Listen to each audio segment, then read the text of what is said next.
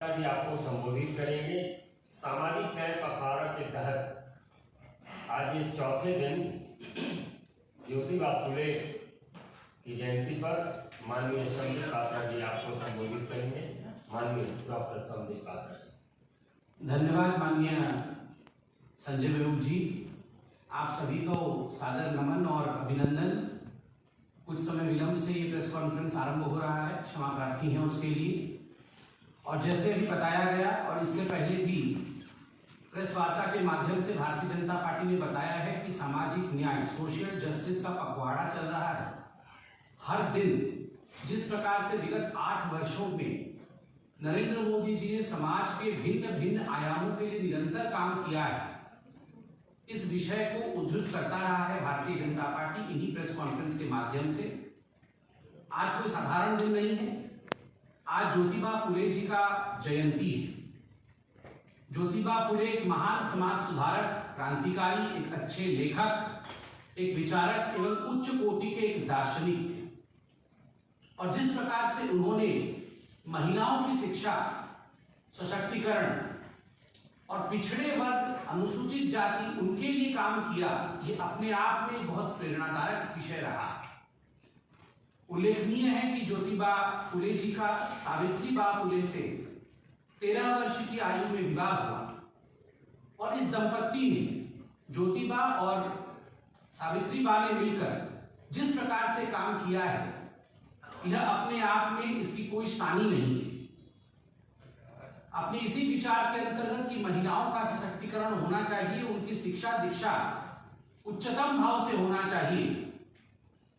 पहली महिला शिक्षिका हिंदुस्तान में कोई बनी तो वो सावित्रीबाई थी, और पहला स्कूल महिलाओं के लिए कोई खुला हिंदुस्तान में तो वो इसी दंपत्ति ने ज्योतिबा फुले और सावित्रीबाई फुले के कारण ये खुला है। विगत 8 वर्ष हिंदुस्तान की राजनीति के लिए बहुत महत्वपूर्ण और एक दिशा निर्धारण करने वाला वर्ष रहा है। विगत 8 वर्षों में ज्योतिबा फुले जी से और सावित्री जी से प्रेरणा लेते हुए हमारे प्रधानमंत्री, भारतीय जनता पार्टी के नेता आदरणीय नरेंद्र मोदी जी ने लगातार ऐसे काम किए हैं जिससे महिलाओं का सशक्तिकरण हो सके, जिससे पिछड़ा वर्ग, अनुसूचित जाति इत्यादि आगे बढ़ सके। और मंत्र रहा है सबका साथ, सबका विकास, सबका विश्वास, सबका प्रयास। और आप सबने देखा होगा कि जिस प्रकार महात्मा ज्योति जी ने प्रेरणा दी थी, सफाई कर्मचारियों के पांव को धोते हुए नरेंद्र मोदी जी ने पूरे हिंदुस्तान में यह संदेश दिया कि हमें सदैव जाति प्रथा से ऊपर उठ करके विकास और विश्वास की बात करनी है। और जब तक सबका प्रयास नहीं होगा तब तक वास्तविक समाज सुधार नहीं हो सकता। आज ये कहना अतिशयोक्ति नहीं होगा, महात्मा ज्योतिबा फुले जिस प्रकार एक समाज सुधारक थे, नरेंद्र मोदी भी वर्तमान के राजनीति में केवल एक राजनेता नहीं, एक ग्लोबल स्तर के नेता नहीं है, अपितु एक समाज सुधारक के नाते दिन रात वो अथक परिश्रम कर रहे हैं। हाल फिलहाल में पद्म पुरस्कार भी दिए गए हैं।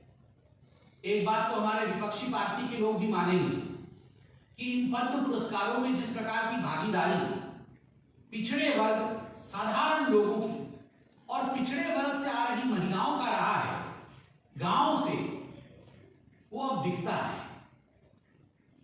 Not through approach but because of real talent these people have been in the line of Padma Awards।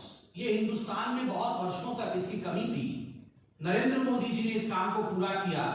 कुछ उदाहरण में रखना चाहूंगा, चाहे वो उषा चौहान जो राजस्थान की एक सफाई कर्मचारी रही, आदिवासी महिला राहीबाई सोमा ओपरे, सिंधु ताई सक्कल और बीरूबाला रभा, चुटनी देवी, ऐसे अनेक महिलाएं जो पिछड़े वर्ग से रही, साधारण महिलाएं रही, मगर अपने अद्वितीय काम के लिए जिन्होंने समाज में अपना एक स्थान बनाया, प्रधानमंत्री नरेंद्र मोदी जी ने पद्म अवार्ड इनको दे करके, उनकी कमेटी ने इनको पद्म अवार्ड दे करके कहीं ना कहीं एक बहुत बड़ा संदेश भारतवर्ष में भेजा है।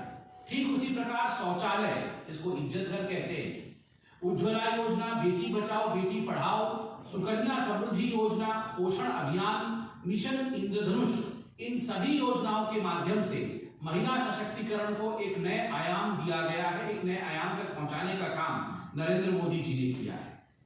जहां तक एसटी कम्युनिटी है, उनके लिए एकलव्य स्कूल के माध्यम से उनको शैक्षणिक माध्यम से उनकी सशक्तिकरण के लिए काम करना और ज्योतिबा फुले जी के स्वप्न को साकार करना, यह भी सरकार ने किया है। 15 अगस्त 2014 को आपको याद होगा स्वच्छ भारत अभियान का आरंभ हुआ था। प्रधानमंत्री नरेंद्र मोदी जी ने इज्जत घर के विषय में बात की थी, क्योंकि महिलाओं के स्वाभिमान की रक्षा ये शौचालय करती है। और प्रसन्नता का विषय है, लगभग 11 करोड़ ऐसे शौचालय ग्रामीण क्षेत्रों में खुले। विगत 70-75 वर्षों में अगर हिंदुस्तान में, पूरे हिंदुस्तान में 60% शौचालय बने, तो मात्र 7-8 वर्षों में नरेंद्र मोदी जी के अथक परिश्रम और स्वच्छ भारत अभियान के कारण ज्योतिबा फुले जी का जो स्वाभिमान का स्वप्न था वो पूरा हुआ और 21% शौचालय ऐड हुए, ये बढ़ोतरी हुई। ये अनुपात आप देखिए, 70 वर्षों में 60% और मात्र 7 वर्षों में 21%। यह अपने आप में एक गाथा है, बहुत कुछ कहता है। उज्ज्वला योजना के माध्यम से प्रधानमंत्री ने कहा कि नारी शक्ति बीमार ना पड़े, इसलिए लगभग 10 करोड़ घरों तक एलपीजी सिलेंडर पहुंचाने का काम मोदी जी की सरकार ने किया है। बेटी पढ़ाओ बेटी बचाओ, इस योजना के माध्यम से जो 22 जनवरी 2015 को लॉन्च हुआ, सबसे महत्वपूर्ण मुद्दा जिसको नरेंद्र मोदी जी की सरकार ने साकार किया और जिसको एड्रेस किया, वो है पक्षपाती लिंग रेशियो जो रहता था, जो बायस सेक्स रेशियो रहता था। आज तक हिंदुस्तान में the proportion of male was far more than the females, but आज मैं गर्व के साथ कह सकता हूं, बेटी बचाओ बेटी पढ़ाओ के अंतर्गत इस पर जो कार्य हुआ है, आज यह अनुपात बदलता है और यह अनुपात 1000 पुरुषों पर 1020 महिलाओं का है।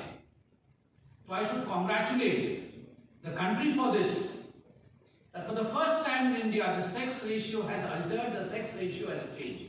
यह अपने आप में बहुत बड़ा विषय है। कई राज्य जैसे हरियाणा इत्यादि, जहां नजरिया अलग था, आज नजरिया बदला है। सुकन्या समृद्धि योजना जो 22 जनवरी 2015 को लॉन्च हुआ, लगभग 3 करोड़ से अधिक महिलाओं को आज उससे लाभ हुआ है। मिशन शक्ति, मिशन वात्सल्य, सक्षम आंगनवाड़ी और पोषण 2.0, इनके माध्यम से भी महिलाओं के सशक्तिकरण का काम हुआ है। महिला और बाल विकास मंत्रालय ने खास करके इस पे ध्यान दिया है। 2 लाख आंगनबाड़ी को सक्षम आंगनबाड़ी के रूप में अपग्रेड किया गया है, यह घोषणा हो चुकी है।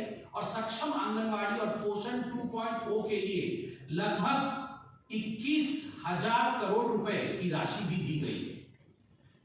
ठीक उसी प्रकार सुरक्षित मातृत्व आश्वासना सुमन योजना, इसके तहत गर्भवती महिलाओं को प्रसव के 6 महीने के बाद और बीमार नवजात शिशुओं को निःशुल्क स्वास्थ्य सेवाओं का लाभ दिया गया है। इस प्रकार से महिलाएं आर्थिक रूप से, फाइनेंशियली, ये अपने पैरों पे खड़ी हो सके, आर्थिक समृद्धि उन्हें मिले, उस कारण से मुद्रा योजना का एक बहुत बड़ा योगदान रहा है। नरेंद्र मोदी जी के मुद्रा योजना के माध्यम से लगभग आज 34 करोड़ लोन दिया गया है, जिसमें 75% महिलाएं और लगभग 18 लाख करोड़ रुपए इसमें अब तक आवंटित तो हो चुके हैं। और 51% ये जो महिलाएं और बाकी लोग जो हैं, 51% ये पिछड़े और एससी कम्युनिटी के हैं। तो ये एक तरह से आप अगर देखिएगा सशक्तिकरण का, आर्थिक रूप से सशक्तिकरण का एक बहुत बड़ा ये उदाहरण है। ठीक